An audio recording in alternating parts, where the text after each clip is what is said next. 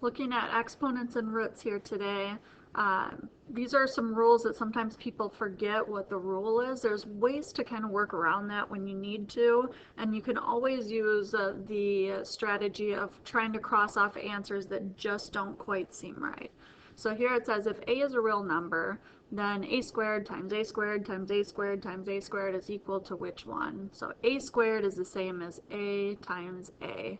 And then we've got another a times a, and another a times a, and another. So we end up with a total of 8 of them. So this is equivalent to a to the 8th power. What you do if you have the same base for these is you just add up those exponents. So we end up with a to the 8th. Okay, moving down here, if a is positive and a squared is 16, what is this? So first thing you want to do is you want to solve this. So what squared gives me 16? 4 squared, and we know a is positive, so it's not negative 4, because negative 4 squared would also give us a positive 16. So we end up with a is equal to 4 here.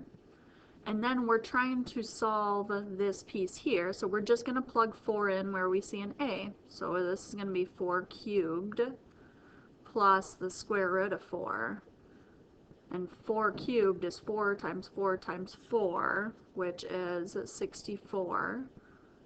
And then the square root of 4 is 2. So we end up with 66.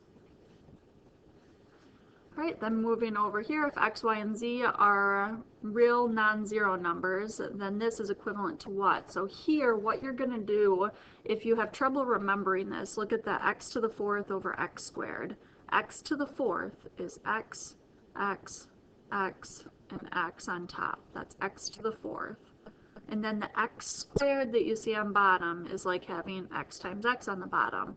So we can cancel out 2 of these with 2 of these. So we end up with x's left on top, and there's 2 of them. So we end up with an x squared left in the numerator on the top there. So what we do with our exponents is we subtract the exponents when we're dividing. The same base, the x's are our base, we subtract the exponents, you get x to the 4 minus 2, or x squared.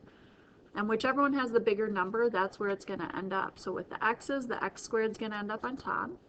When we look at the y's, if you look at just the y's here, you can see that there's more y's on the bottom than on top.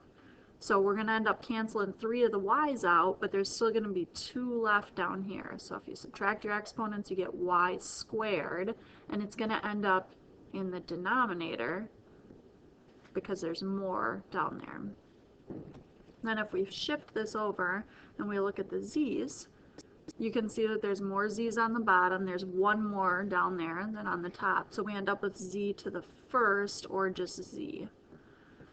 And then there's the numbers. So with this one, there's only a 4 in it, but you can see that the 4 is in the denominator, so that 4 is just going to remain in the denominator. So it should look something like this. And if we look through our answers, it looks like that is choice A.